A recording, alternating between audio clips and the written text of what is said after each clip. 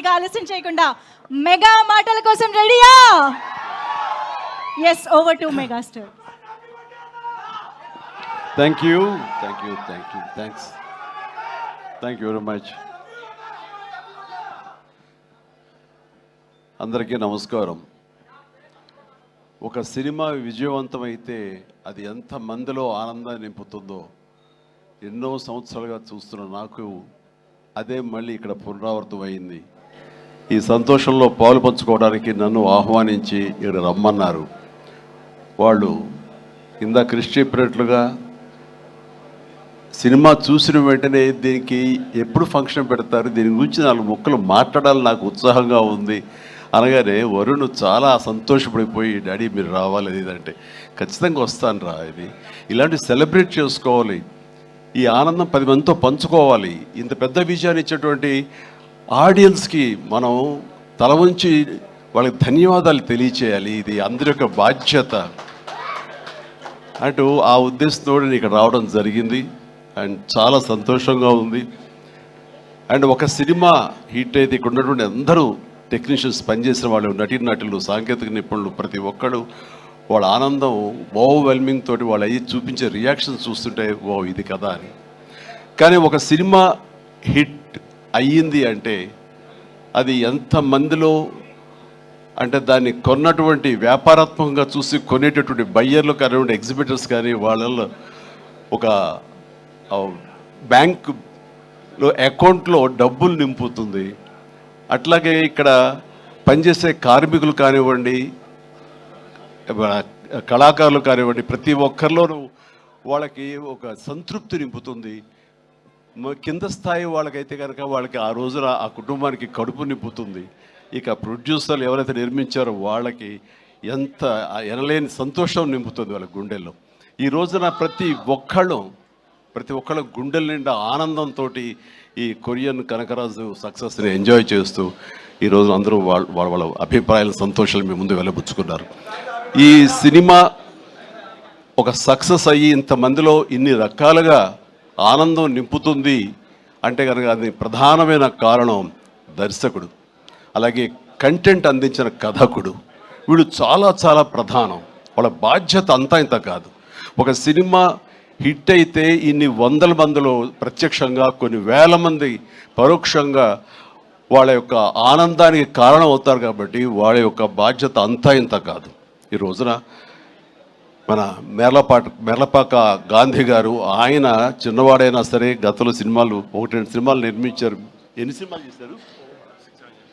Okay, మీరు చేసిన 6 పైగా సినిమాలు కొన్ని చూడటం జరిగింది కానీ అన్ని చూడలేకపోయాను. But you have wonderful director. And ఇంత ప్లీజ్ సార్, ప్లీజ్ కూర్చోండి, మీరు కూర్చోండి, లేదా వస్తారండి, ప్లీజ్ కమ్ పైకి.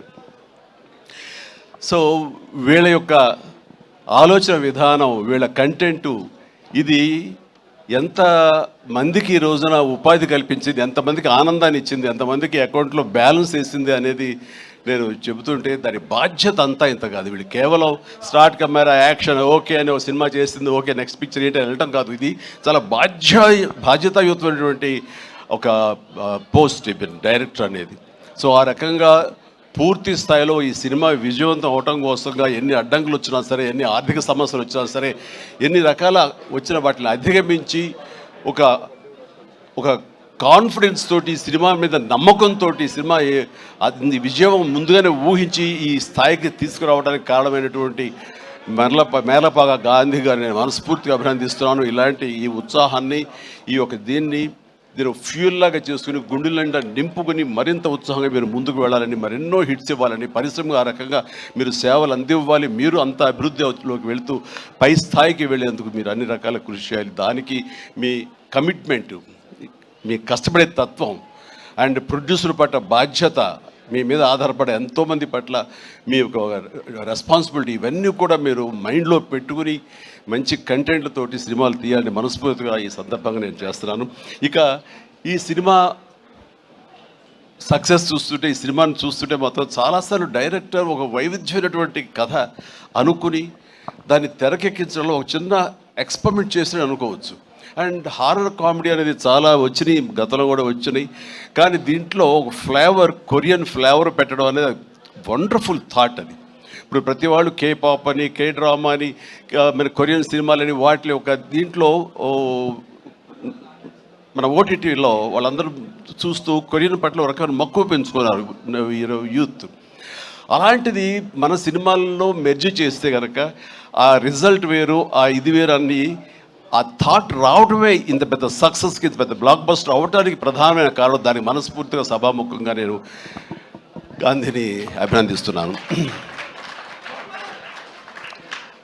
అండ్ ఈ సినిమాలో ఇంత రసవత్తరంగా సాగింది, ఇంత కమర్షియల్గా ఇంతమందిని ఆకట్టుకోగలిగింది అంటే ప్రధానంగా వరుణ్ తేజ్ ఇక్కడ నేను ఏది మాట్లాడిన ఒక బిడ్డగా కాదు, ఒక వైవిధ్యం వెల్కమ్ చేసి కేవలం ఒక సేఫ్ జోన్ కాకుండా రిస్క్ అయితే అయ్యింది, నేను అందరిలాగా కాకుండా వెరైటీగా వెళ్తూ ఉండాలంటూ ఆ కోరిక మేరకు, ఆ యొక్క జిజ్ఞాస మేరకు క్రిస్ గారి ఆయన కంచె నుంచి చేసిన, అంతకుముందు ఆ సినిమా ఫస్ట్ సినిమా ముకుందా చేసిన ఒక్కొక్క సినిమా, అలాగే స్పేస్ నేపథ్యంలో అంతరిక్షం చేసిన, ఇలా ప్రతి సినిమా చూస్తుంటే ఒక్క సినిమాలో కనిపించడం మరో సినిమాలో కనిపించలేదు. ఇప్పుడు మనం అందరూ ఏవి చూసాము, డిఫరెంట్ గెటప్స్ తోటి వెళుతూ ఆ చేసిన ఆ కొన్ని సినిమాలు కూడా వైవిధ్యం చూపిస్తూ ముందుకు వెళ్తున్నాడు అని అంటే కనుక అతడు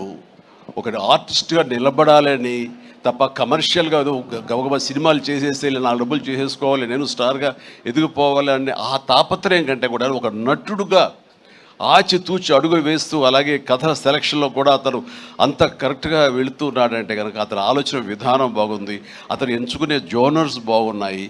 వాటి కోసం లేట్ అయినా పర్వాలేదు, అందులో కొన్ని విజయవంతం అవుతాయి, మరికొన్ని అపజయానికి అవ్వచ్చు. కానీ నీ వరకు నువ్వు తీసుకున్న ఆలోచన విధానంలో కానీ, నువ్వు ఎన్నుకున్న క్యారెక్టర్స్ కానీ, అందులో నువ్వు పోర్ట్రే చేసిన విధానం కానీ, నువ్వు అందులో చూపించిన నటన కానీ, నీ వరకు నువ్వు ఎప్పుడూ ఫెయిల్ అవ్వలేదు. ప్రతి సినిమాకు నువ్వు విజయం సాధిస్తూనే ఉన్నావు. ఆ సినిమా కొంచెం వెనకంజ వేసిందంటే ఆ తప్పు నీదవ్వదు. కాబట్టి వరుణ్ ఇదే ధైర్యంతో, ఇదే కాన్ఫిడెన్స్ తోటి ముందుకు వెళుతూ ఉండు. ఒక వెర్సటైల్ యాక్టర్గా నువ్వు ఇక్కడ ఈ స్థానం సుస్థిరం చేసుకుంటావు. All the very best. And ముఖ్యంగా ఇక్కడ ఈ సినిమా సక్సెస్ అవ్వడానికి మీ అందరూ కారణమైనా సరే, జస్ట్ చిన్న పర్సనల్గా మాట్లాడుకుంటాను. అండ్ మా వాడు ఇది తన సక్సెస్ అనుకుంటున్నాడు, ఇది నీ ఖాతాలో వేసుకోవద్దు వరుణ్, ఇది మన బొడ్డోడు వాయు తేజ్ ఖాతాలో వేయి. నీ లక్కీ చామ్ వాడు చూసావు. ఇందాక 7 సంవత్సరాలు బట్టి సరైన హిట్ ఇవ్వలేకపోయాను అనుకున్నావు సేవ, మీరు ఇప్పుడు ఎందుకు ఇచ్చారంటావు? అది తేడా. కాబట్టి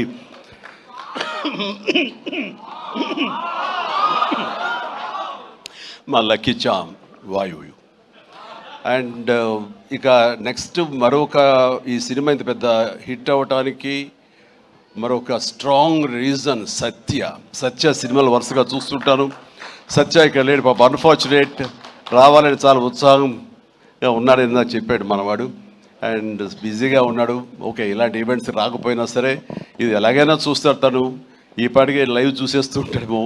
సత్య నువ్వు చూస్తుంటావు, నాకు తెలుసు, అర్థమైంది. ముందు నీకు షూటింగ్ ఉంది, అక్కడ షార్ట్స్ ఉన్నాయి, తర్వాత చూసుకోవచ్చు, షార్ట్లోకి వెళ్ళు. ఈ సినిమాలో చాలా బాగా చేసావు. ఎంత అంటే ఏంటి తను అని చెప్పేసి నీ కోసం ఈ సినిమా మరొకసారి కూడా చూడాలంత బాగా చేసావు. నువ్వు నాతో పాటు యాక్ట్ చేసినప్పుడు కూడా నేను అబ్జర్వ్ చేస్తుంటే నీకు లిమిటేషన్స్ లేవు నువ్వు.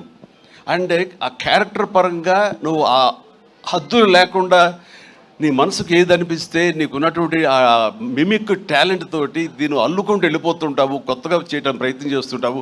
అది నీ బలం. కాబట్టి ఎలాంటి ఇన్హిబిషన్స్ లేకుండా నువ్వు చేసే విధానం ఉంది, అది ఒక వైవిధ్యంగా ఉంటుంది. ఇంతమంది చేత అలరించబడుతుంది, ఇంతమంది చేత ఆకర్షించబడుతుంది. వాళ్ళందరూ ఆశీస్సుతోటి ఇదిగో ఇలాంటి విజయాలు నీ యొక్క ఖాతాలో చేరుతూ ఉంటాయి. ఆ రకంగా నువ్వు చూపించినటువంటి ఈ కామెడీ నాకు మళ్ళీ చూడాలనిపిస్తుంది. అంత బాగా చేసావు. అఫ్కోర్స్ మనం చేసినప్పుడు కూడా నువ్వు నీ అభిమాని అండి అంటూ గతంలో మీరు ఎట్లాగా నా సినిమాల కోసం ఎన్ని చూస్తుంటావు అండ్ అవన్నీ చెప్తూ ఉంటావు, వింటూ ఉంటాను. కానీ నాకు నువ్వు ఆనందం ఇచ్చాకంటే నా శిష్యుడిగా కానీ, నా అభిమాని ఇంత స్థాయిలో ఉన్నాడన్న ఆ గర్వం ఉంది సేవ. అది నేను కొన్నా సరే ఎలాగైనా నేను మాటలు చెప్పలేదు, అంత ఆనందంగా ఉంది. Please keep rocking. మీరు ఇట్లా ముందుకు వెళ్తుండాలి, కానీ సినిమాలు మరెన్నో చేస్తుండాలి.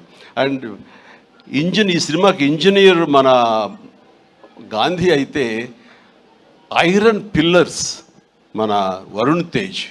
ఈ ఐరన్ పిల్లర్ నిలబడి ఒక కన్స్ట్రక్టివ్గా ఒక కన్స్ట్రక్షన్ ఉండాలి అంటే కనుక ఆ కాంక్రీట్ ఈ రోజున సత్యాన్ని నా విశ్వాసం, నాకు అలా అనిపిస్తుంది. So the wonderful combination. ఆయన డిజైన్ చేసాడు, పిల్లర్ లాగా నిలబడ్డాడు, ఐరన్ స్ట్రక్చర్ లాగా. ఆ ఐరన్ స్ట్రక్చర్కి అందంగా ఓ రూపం కల్పించిందిగో ఈ కనకరాజు, కొరియన్ కనకరాజు అనేందుకు కాంక్రీట్ లాగా నిలబెట్టి స్ట్రాంగ్ వాల్ లాగా చేయగలిగాడు. దానికి సత్య ప్రధానమైన కారణం అయితే, దానికి మరి వాళ్ళకి రంగులు అందాలు కావాలి కాబట్టి ఆ అందాలు అది ఇచ్చింది Ritika. Ritika, you day fantastic job. And నీ గ్లామరు అది చూస్తుంటే వావ్ అనిపించింది నాకు. ఆ వావ్ ఇక్కడ వాడాలంటే మీరు ఇందాక నుంచి హింట్ ఇస్తారంట. తను నిజంగానే వావ్, చాలా బాగుంది. అది కొరియన్ దీంట్లోని హుషారు కానీ ఇవన్నీ ఎక్సలెంట్ అమ్మా. తర్వాత ఇక మన ఇతర ఆర్టిస్టులు పోలిస్తే కనుక నాకు మన ఇక్కడ దాకా ఉన్నారా, వెళ్ళిపోయారు ఆయన, మురళీధరన్ గౌడ్ గారు. ఓకే, ఆయన ఎక్సలెంట్. ఆయన కూడా మంచి ఆర్టిస్ట్. ఆయన సినిమాలు చూస్తుంటాం, ఎంత సహజంగా చేస్తుంటారో వారు కూడా ఇందులో కామెడీకి ఉపయోగపడ్డారు. అండ్ ఈ సినిమా విలేజ్ నుంచి ఇక్కడి నుంచి ఇండియా నుంచి ఫారిన్ వెళ్ళిన తర్వాత చూస్తుంటే ఒక కొరియన్ ఫిల్మ్ చూసినట్లే ఉంది, అంత బాగా ఉంది. దీన్ని చాలా ఖర్చు ఉంటుంది కదా అనుకున్న తర్వాత నేను ఎంక్వైరీ చేస్తే చాలా బడ్జెట్, చాలా లిమిట్ తోటి, బడ్జెట్ కన్స్ట్రైన్ తోటి వాటితోటి కూడా ఆయన అది చేయగలిగి ఆ ఫీలింగ్ ఇవ్వగలిగాడంటే, నాకు చాలామంది ఈ ఒక్క విషయంలో మనం నేర్చుకోవాలి. అంటే ఖర్చు పెడితేనే అది కనపడుతుంది తెర మీద అనే భావంతో కాదు, నువ్వు ఇక్కడ అనుకోవాలి, నీ మైండ్లో అనుకోవాలి. ఈ విజువల్స్ మీద నీకు ఉండాలి, ఎడిటింగ్ సెన్స్ ఉండగలగాలి, డైరెక్టర్కి ఉండగలిగితే కనుక ఇలా రావాలి అంటే ఏమేం చేయాలని నువ్వు ఎక్సర్సైజ్ చేసుకుంటే కనుక అండ్ అవి ఇక్కడే సాధ్యపడుతుంది. ఈ రోజునటువంటి ఈ విఎఫ్ఎక్స్లో కానివ్వండి, మనకున్న టెక్నికల్ ఎక్సెస్తో కానివ్వండి, మనకి ఇచ్చిన ఆర్ట్ వాళ్ళ సపోర్ట్తో కానివ్వండి, చాలా చేయొచ్చు. కాస్ట్ ఎఫెక్ట్ తోటి చాలా బాగా చేయొచ్చు. ఈ సినిమా అందరూ ఊహించడం అంత రిచ్ సినిమాగా ఉంది కదా, కొరియా వెళ్ళిపోయి చేస్తారంటే అది అంత అవ్వాల్సినంత ఖర్చు అవ్వకుండా లిమిట్లో చేయగలిగాడంటే తన ప్లానింగ్, తన భయం, భక్తి, ప్రొడ్యూసర్లు బతకాలి, మనతో పాటు ప్రొడ్యూసర్లు 4 డబ్బులు చేసుకోవాలి, అంతేగాని ప్రొడ్యూసర్ని నలిపేసేసి వాళ్ళు స్క్వీజ్ చేసేసి సినిమాలో చూపించి తద్వారా తన పేరు తను కనిపించాలనే ప్రయత్నం చేయకుండా ఆ రకంగా తను ఈ సినిమాని చేశాడు. ఇది ఒక బెస్ట్ ఎగ్జాంపుల్గా నేను అనుకుంటున్నాను. As for as the director is concern, film making is concern. And days కూడా తక్కువలో చేయగలిగారు. మీరు ఫస్ట్ సక్సెస్, ఇప్పుడు ఈ సినిమా హిట్ అయిన తర్వాత ప్రేక్షకులకు వెళ్ళిన తర్వాత వాళ్ళు అందించిన విజయాన్ని మన విజయంగా కాదు, బిఫోర్ రిలీజ్ ఇట్ సెల్ఫ్ మీరు సక్సెస్ సాధించారు. దీన్ని బడ్జెట్ పరంగా అయితే కానీ లిమిటెడ్ టైంతో మీరు చేయటం కానీ దానికి నిజంగా మనస్ఫూర్తిగా అభినందిస్తారు. అండ్ ప్రతి వాళ్ళు ఇలాగే ఆలోచిస్తే కనుక నిజంగా సినిమా సక్సెస్ తగ్గిపోతున్నాయనే దీంట్లో ప్రతి వాళ్ళు కూడా నువ్వు ఇది నేర్చుకోవాల్సినటువంటిది, అమలు చేసుకోవాల్సిన విషయం. ఈ సంవత్సరం నిజంగా ఫస్ట్ హాఫ్ చూసిన తర్వాత బిగినింగ్ ఫిలిమ్స్ మంచి హిట్లు అయినాయి, బాగున్నాయి. ఆ తర్వాత మళ్ళీ ఈ జూన్ జూలై వరకు సినిమాలు ఏది పెద్దగా హిట్ అవ్వడం చూస్తుంటే సెకండ్ హాఫ్ ఎలా ఉంటుందో అనుకున్నావు. ఈ ద్వితీయార్థంలో బెస్ట్ పెద్ద సినిమా హిట్ అవడంతో ఫాలోడ్ బై మా ఇంటి బంగారం, అలాగే లెనిన్, ఆ తర్వాత చెన్నై లవ్ స్టోరీ, ఇట్లా ఇదిగో ఇప్పుడు ఈ కొరియన్ కనకరాజు. అంటే ఈసారి వండర్ఫుల్ ఆడియన్స్ రారు, వాళ్ళకి ఓటీటీలకి ఫిక్స్ అయిపోయారు. పెద్ద సినిమాలకి, ఈవెంట్ ఫిలిమ్స్కి అలాంటి వాటికి తప్ప మామూలుగా థియేటర్కి వచ్చి చూసే పరిస్థితి పోయింది, చిన్న సినిమాలు బతికే పరిస్థితి లేకుండా పోయింది అని చాలామంది స్టేట్మెంట్ ఇచ్చేస్తుంటారు. కాదు, కంటెంట్ ఇవ్వగలిగితే, వెరైటీ కంటెంట్ ఇవ్వగలిగితే, ఇలాంటి యంగ్స్టర్స్ అన్నిటినీ మైండ్లో పెట్టుకుని మన కనుక ప్రెజెంట్ చేయగలిగితే కనుక జనం రావడానికి ఉన్నారండి. వాళ్ళు ఒక సినిమా 2 సినిమాలు పెద్ద చూసిన తర్వాత ఓకే, ఆ తర్వాత సినిమా బాగుంది, ఇది ఎంటర్టైన్ చేస్తుంటే కుటుంబంతో పిల్లలతోటి థియేటర్కి వెళ్ళి చూస్తారు. ఆ కిక్ ఇంట్లో కూర్చున్న చూస్తూ ఓటీటీలో వాళ్ళకి కలగదు, వాళ్ళు బయటికి రావాలని కోరుకుంటారు. వాళ్ళు బయటకు వచ్చి థియేటర్లో సినిమాలు చూసే రేంజ్కి మనం ఏమిస్తున్నాం, వాళ్ళకి ఏం ప్రజెంట్ చేస్తున్నాం అని మనం ఆలోచించగలిగితే కనుక దానికి భయపడాల్సిన అవసరం లేదు. ఇదిగో ఈ సంవత్సరం వరుస సినిమాలు వస్తూనే ఉన్నాయి, పెద్ద సినిమా, చిన్న సినిమా, దాని బడ్జెట్ అంతా అది ఈవెంట్ ఫిల్మా లేకపోతే అనే కాదు, ఒక ప్రేక్షకుల్ని అలరించాలి, హెల్దీ ఫిల్మ్స్ తీయగలగాలి. అందులో ఈ సినిమా ఈ మా హిట్ అనేది మీరు నమోదు చేసుకోవడం, మీ ఖాతాలో వేసుకోవడం అనేది రియలీ అది డిజర్వ్ ఇట్. అండ్ ఈ సినిమాకి పనిచేసేటువంటి ఇతర నటీనటులకు, అలాగే మన కెమెరామెన్ చూపించి చెప్పారు సంజయ్, మనోజ్ గారు అండ్ అసాయి మనోజ్, మీ గురించి విన్నాను, మీరు అమెరికాలో ఉండేవారని. And please and all the very best. And అలాగే ఎడిటర్ గారికి, వాళ్ళకి ఇంక వీళ్ళందరికీ చెప్తుంటే మా తమ్మని ఏంటి అన్నయ్య నా గురించి అక్కడ నా హృదయానికి దగ్గరైన మనిషి. అండ్ అలాంటి తమ లెక్క తమ్మని మళ్ళీ కష్టం కూర్చోవచ్చు. Please, I love you my boy, I love you. తమన్ను ఒక ఎనర్జీ బండిల్ ఆఫ్ ఎనర్జీ అండి. ఎప్పుడో బోరు కొట్టి తమ్మనికి ఫోన్ చేసి ఎలా ఉన్నావు తమ్ముడు, అన్నయ్య ఏంటన్నా చెప్పన్నా వచ్చేయమంటావా, రాదు సదా కాసేపు ఇది అని తనతోటి ఇప్పుడు ఈ సినిమా చేయబోతున్నాను, ఆ సినిమా పేరు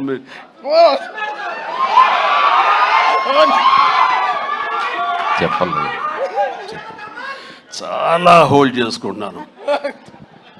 కొంచెం కూడా వద్దంటవా, ఫస్ట్ లెటర్ ఫంక్షన్కి వచ్చే ముందరే బాబీ చెప్పి మరి పంపించాడు, నేను జాగ్రత్త చూసుకోండి. ఓకే, వాళ్ళకి హింట్ ఉన్నప్పుడు ఆపుకోలేకపోతున్నారు, బలవంతంగా ఆపుతున్నాడు చెప్తాను. Okay, all right. అండ్ ఇందాక డైరెక్టర్ గారు అన్నట్లుగా మేము ఒక బొమ్మను తయారు చేసావు, దానికి ప్రాణం పోసావు నువ్వు అని. నిజంగా ప్రాణ ప్రతిష్ఠ చేసేటటువంటి అద్భుతమైనటువంటి ఒక టెక్నీషియన్ మనం తమన్. నేను ఇదే మాట అన్నాను, మాకు ఈ సినిమా అన్ని రకాలుగా మేము చేసాము అని. నాకు ఈ మధ్యకాలంలో మేము చేసినటువంటి గాడ్ ఫాదర్ సినిమాలో, అండ్ తమన్ నిన్ను నమ్ముతున్నాను, దీనికి ప్రాణ ప్రతిష్ఠ నువ్వు చెయ్యాలి, దీనికి ప్రాణం పోయాలి, దీనికి ఆరో ప్రాణం నువ్వే అవ్వాలి అని అన్నందుకు ఆ సినిమాలో తను చేసి ఆ బీజిఎమ్స్ అవి అంత అత్యద్భుతంగా ఇచ్చాడు ఆ సినిమాలో. అండ్ దానికి ఇప్పుడు మళ్ళీ ఈ సినిమా మన రాబోయే కొత్త సినిమా 158 అలాగే అంతా కష్టపడి కంగారు అదే ఛాన్స్ ఇవ్వట్లేదు.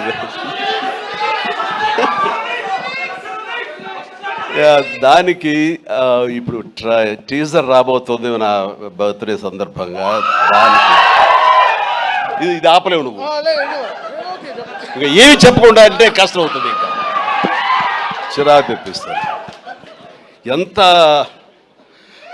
సో టీజర్ అనేది కొల్లి బాబీ చాలా అద్భుతంగా కట్ చేసినాడు.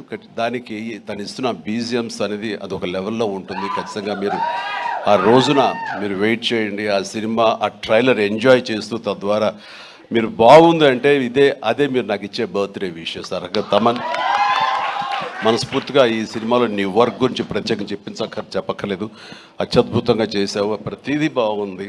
అండ్ కొన్ని ఎలివేషన్స్ నువ్వు ఇచ్చినప్పుడు అంతా ఇంతగా తను ఒక సాదాసీదా ఒక విలేజ్ బాయ్ నుంచి వాడు ట్రాన్స్ఫార్మ్ అయ్యి ఒక కొరియన్ వాడు ఆవహించిన తర్వాత తన స్వాగ్, తన బడి తీసుకోవడం, తన సిగార్ కాల్చడం, ఇవన్నీ చూస్తున్నప్పుడు వెనకాల నువ్వు కనపడుతున్నావు సైమల్టేనియస్గా. అండ్ అత్యద్భుతం, ఇద్దరు పోటాపోటీ పడి మీరు కనిపించిన తీరు, ఆ సీన్ను అత్యద్భుతంగా మేము ఎంజాయ్ చేస్తుంది మాత్రం hats off and really I appreciate. ఇక ఎవరి గురించి మర్చిపోయింది క్షమించండి. ప్రతి ఒక్కరికి నా హృదయపూర్వక అభినందనలు. మీరు అందరూ ఎక్సలెంట్గా చేశారు, కాసర్ల గారు అలాగే బాయ్ మీరు కూడా. అండ్ అఫ్కోర్స్ మీ గురించి ఇప్పుడే నా యూసఫ్ గారండి, దావూద్ గారు. అండ్ మీరు కూడా వెనక స్క్రీన్ ప్లేలో మీ యొక్క పాత్ర ఉందని విన్నారు. అట్లాగే ఎవరు ఇందాక నుంచి హాసిని తర్వాత ఐశ్వర్య అంటారు. మీరు ఎవరో తెలియదమ్మా, కానీ ఇది అందరూ మీ గురించి మాట్లాడుతున్నారు. మీ ప్రత్యేకత ఏంటో నేను కాస్ట్యూమ్స్ డిజైనర్. ఓ సారీ, ఓకే, మా ప్రొడ్యూసర్ వైఫ్. ఓకే, సో మీకు కూడా నా కంగ్రాచులేషన్స్. ఈ రోజున క్రేష్ మీరు ముందు నుంచి కూడా మీరు రాజీవ్ రెడ్డి గారి కాంబినేషన్లో మీరు సంస్థ పెట్టడం ఏంటి, దాంట్లో మీరు సినిమాలు తీయటం, మీకు నచ్చింది సినిమా ఎంత పెద్ద హిట్ అయింది ఏంటి అనేది కాదు, సినిమాలు చేస్తూ ఉండాలి, మా ప్యాషన్ ఏంటో మీకు తెలుస్తుంది. బట్ ఈ నేపథ్యంలో మీరు అట్లా ధైర్యంతో మీరు ముందుకు అలా వెళుతూ ఉన్న ఈ ప్రయత్నంలో హిట్ అనేది ఇన్విటబుల్, అది ఈ రోజున ప్రూవ్ అయింది. అండ్ నిర్మాతగా రాజీవ్ రెడ్డి గారికి అండ్ ఆయన ఫ్రెండు కో ప్రొడ్యూసర్గా నీకు, అలాగే మరొక ప్రొడ్యూసర్స్గా ఉన్నటువంటి మా కుర్రవాళ్ళు Vicky and UV creations, Vamsi, వీళ్ళందరికీ హృదయపూర్వక అభినందనలు. ఈ సినిమా హిట్ అవ్వడం అనేది ఇంతమందిలో ఆనందం కలిగిస్తున్నందుకు ఈ కారణమైనటువంటి ప్రతి ఒక్కరికి, చిన్న పెద్ద అందరికీ నా హృదయపూర్వక నా సంతోషాన్ని తెలియజేస్తూ నా అభినందనలు తెలియజేస్తున్నాను. ముఖ్యంగా ఇలాంటి సినిమాలు ఆదరించినందుకు మీ ప్రోత్సాహానికి, ఆడియన్స్కి మనస్ఫూర్తిగా thank you so much. Thank you so much. I love you all. Thank you sir, thank you very much.